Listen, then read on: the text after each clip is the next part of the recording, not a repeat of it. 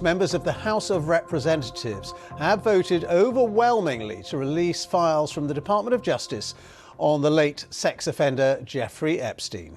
2/3 being in the affirmative, the rules are suspended, the bill is passed, and without objection, the motion to reconsider is laid on the table. So there we are. That was the moment inside the House. Republicans, by the way, had resisted the motion for months. Now, the bill would also need to be passed by the US Senate before the president then signs it into the law. At the White House today, President Trump insisted the Epstein files would not implicate him. President Trump was asked why he's waiting for Congress to release the Epstein files when he was holding a press conference with the Saudi Crown Prince. And this is how he responded. You're a terrible person and a terrible reporter. As far as the Epstein files is, I have nothing to do with Jeffrey Epstein. I threw him out of my club many years ago because I thought he was a sick pervert. And I guess I turned out to be right. But you know who does have? Bill Clinton, Larry Summers, who ran Harvard, was with him every single night, every single weekend. They lived together. They went to his island many times. I never did. And those are the people, but they don't get any press. They don't get any news. And you're not after the radical left because you're a radical left network. But I think the way you ask a question with the anger and the meanness is terrible. You ought to go back and learn how to be a reporter. No more questions from you. Who else has... There you are. That was Donald Trump at that press conference where he was with the Crown Prince of Saudi Arabia. Let's go straight to our North America correspondent, Nomir Iqbal, who joins us now. Nomir, we've just had that vote then from the House of Representatives. Hugely important. Just talk us through its significance. It's such an extraordinary moment here on the Hill, that bill being passed by an overwhelming majority. One Republican was a holdout, but on the whole, Republicans defied President Trump's long-standing opposition on releasing these files, although in recent days he has been urging Republicans to vote for it. One can assume that he's been under huge pressure by Republicans to do this. Remember, he largely campaigned on promising to release the Epstein files, but has spent the last year, best part of a year, trying to downplay them, even suggesting that it's a Democrat hoax. And there was pressure that he and congressional Republican leadership were putting on members of the party to not go ahead with this vote. But it's an overwhelming majority that is passed, 427 to 1.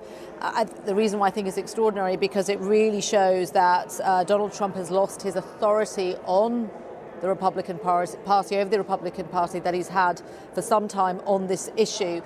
As that vote was passed, many of Jeffrey Epstein's victims were in the public gallery. They had been here this morning at a press conference which we attended, in which they had urged lawmakers to pass this bill. There were celebrations and people cheering, but it's not over yet, because the next step now is for the Senate to take it up. The Senate is controlled by the Republicans. Given the overwhelming majority, I think it would be politically pretty disadvantageous for the Republicans to not take it up in the Senate.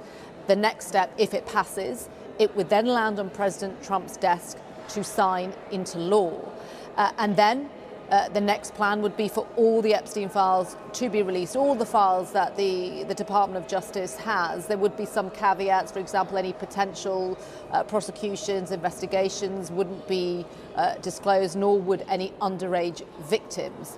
President Trump has said that he will sign it into law. But today is a huge step forward. We've got some time to go before we get to that stage where I think we can definitively say that all the Epstein files will be released.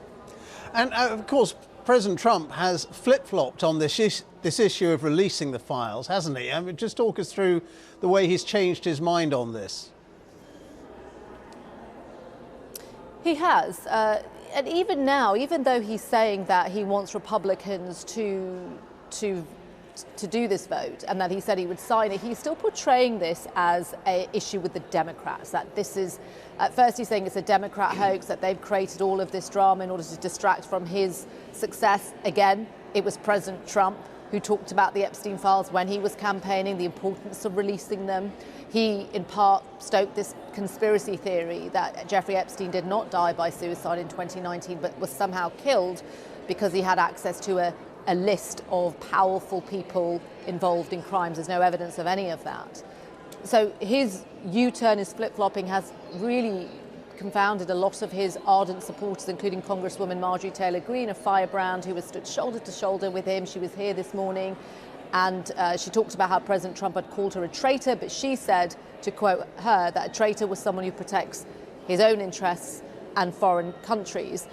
So, look, he is saying that he will sign the act if it passes the Senate. So, you know, I think there's still that ongoing pressure on him. It's worth mentioning, of course, President Trump has always denied any wrongdoing. There's no evidence of any wrongdoing. He said that he cut ties with Jeffrey Epstein in the early 2000s. And that is why Republicans have been saying, well, just release the files if there's nothing to hide. He says there's nothing to hide. But I think the real test will be when the Department of Justice, if we get to that point, releases the files, just how many of those files will actually be released. Yeah, we will wait and see. Nomia, thank you very much. Nomia Iqbal there for us in Washington. Well, as we've mentioned, it's been a very busy day in Washington, D.C., because President Trump has also been rolling out the red carpet at the White House for the controversial Crown Prince of Saudi Arabia and its de facto ruler, Mohammed bin Salman, MBS as he is known. He was honoured with an elaborate welcome, including a cannon salute and jets flying overhead. That's the kind of welcome usually reserved for heads of state, which in Saudi Arabia's case would actually be the Crown Prince's father, King Salman. Now, it is MBS's first visit to the White House in 7 years, and significantly it's the first since the murder of the Washington Post columnist and Saudi critic Jamal Khashoggi in 2018. That made the Crown Prince an international pariah amid widespread suspicions that he himself had ordered the murder. Well, President Trump and the Crown Prince were asked about that murder of Jamal Khashoggi and also about the involvement of Saudi citizens in 9/11. As far as this gentleman is concerned, he's done a phenomenal job. You're mentioning somebody that was extremely controversial. A lot of people didn't like that gentleman that you're talking about. Whether you like him or didn't like him, things happen. But he knew nothing about it, and we can leave it at that. You don't have to embarrass our guest by asking a question like that. Okay, just you ask, Mr. President, if you allow me to answer. You know, I feel painful about, the families of 9/11 in America, but, we have to focus on reality. Reality based on CIA documents and based on a lot of documents that Osama bin Laden, he used Saudi people in that event for one main purpose, is to destroy this relation, to destroy the American-Saudi relation. That's the purpose of 9/11. So whoever buying that means they are helping Osama bin Laden's purpose of destroying this relation. He knows that strong relation between America and Saudi Arabia, it's bad for extremism, it's bad for terrorism. And we have to approve him wrong and to build our relation, continue developing our relation. It's critical in the safety of the world. It's critical against extremism and terrorism. About the journalists, it's really painful to hear, anyone that been losing his life for, no real purpose or not in a legal way, and it's been painful for us in Saudi Arabia. We've did all the right steps of